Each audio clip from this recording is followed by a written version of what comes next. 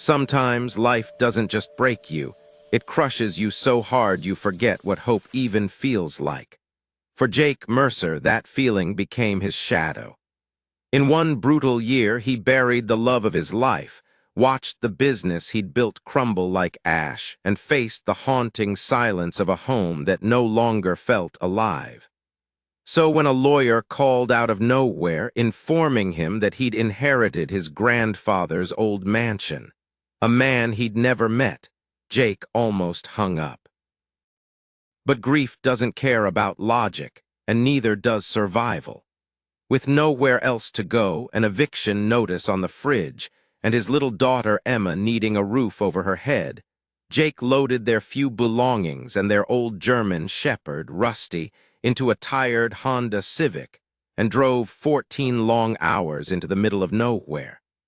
When they finally turned down the overgrown gravel path, the house came into view, a once-grand Victorian mansion sagging under the weight of decades of silence. Broken windows, rotting wood, ivy swallowing the walls like time reclaiming its due. Emma whispered, "It's big."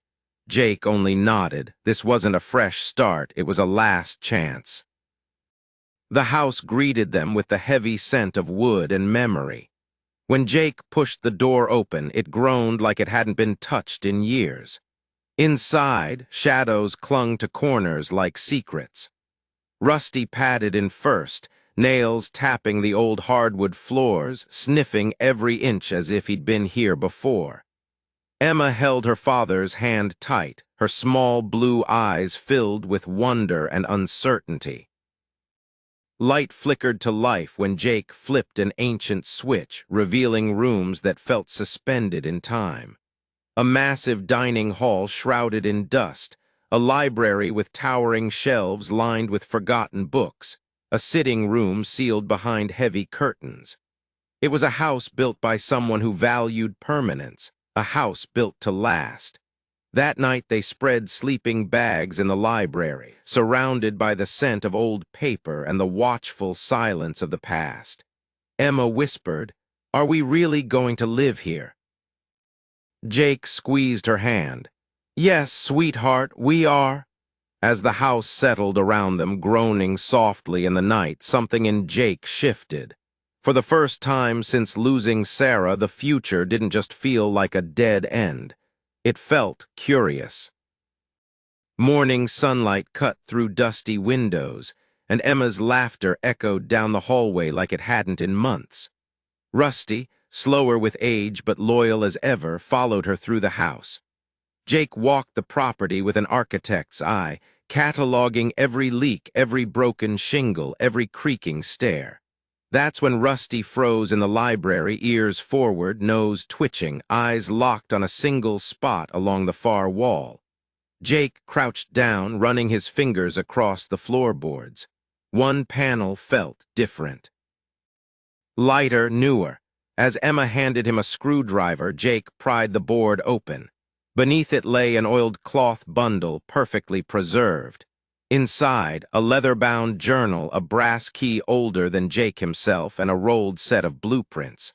The journal bore Theodore Mercer's name. The blueprints weren't just of the house, they revealed something Jake couldn't believe. Hidden rooms, secret passages, reinforced spaces that didn't exist in the house they'd explored. "Dad," Emma whispered, pointing. "There's supposed to be a big room behind this wall." Rusty wagged his tail like he'd been waiting years for someone to find it. Jake ran his hand along the shelf. One book didn't budge. When he pulled it, the entire bookshelf swung open. Darkness yawned before them. The house had just opened its first secret. Fluorescent lights flickered to life, revealing a hidden study untouched by time.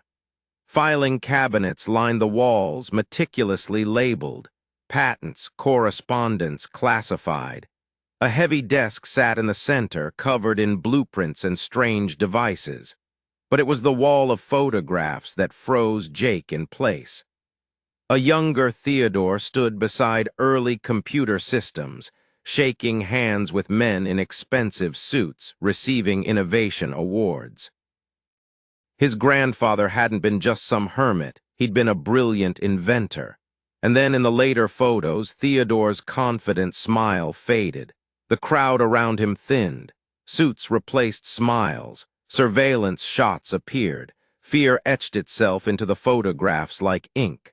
On the desk, an open journal entry in shaking handwriting read, "If something happens to me, Jake must understand what we're protecting." Jake felt his pulse rise. Sarah had written about secret research in her final weeks, research she never fully explained. Now he understood. She and Theodore had been connected by more than family. "Who was he?" Emma whispered. Jake didn't answer. He was beginning to realize this wasn't just an inheritance. It was a responsibility. Upstairs, the sound of footsteps shattered the stillness. Heavy, deliberate, not the wind, not animals. Someone was in the house. Jake grabbed Emma's hand, the key, and the blueprints as Rusty growled low and steady. Whoever was searching above wasn't random. They moved like they knew exactly what they were looking for. Jake flipped through Theodore's plans with shaking hands and found it, an escape tunnel beneath the workshop. Theodore hadn't just built a home. He de-built a fortress, a plan, a way out. Within minutes, they slipped into a narrow tunnel hidden behind an old filing cabinet. Rusty led the way with unnerving certainty, as if Theodore had trained him for this moment. Through the grate outside, Jake saw black SUVs pulling into the driveway, men in dark suits fanning out with flashlights. This was no coincidence. Someone had been waiting for them to uncover Theodore's secrets. And now they weren't just inheritors, they were targets. Deep in the woods, Rusty led them to a hidden cabin, another one of Theodore's safe houses. Inside, Jake found a note addressed to my successor. Theodore's handwriting was clear. "The patents are worth billions, but the real treasure isn't money. It's what we built to protect humanity from those who'd weaponize it. They've hunted me for decades. Now they'll hunt you. Protect Emma." Jake dug deeper, finding letters from Margaret, Theodore's partner, brilliant and feared. Her words painted a chilling picture of scientists vanishing, labs burning, and a shadow network that wanted Theodore's breakthroughs for control. On the laptop, Theodore's security system lit up with red dots, teams converging on their location. One message flashed on the screen: "Trust the dog, they want Emma, not just the research, what she carries." Jake felt the air leave his lungs. Emma wasn't just an heir, she was part of the experiment. In a safety deposit box miles away, Jake opened a letter that cracked his reality in half. Theodore was alive. He'd faked his death to protect the family. And then came the line Jake would never forget: "We tested it on Emma. She is proof of concept." The experimental treatment Sarah and Theodore had created had been injected into Emma since infancy. Genetic modifications meant to eradicate disease, enhance cognition, and extend life. Every time she'd healed fast. Every time she'd heard things he couldn't, every unexplained brilliance. It wasn't luck, it was by design.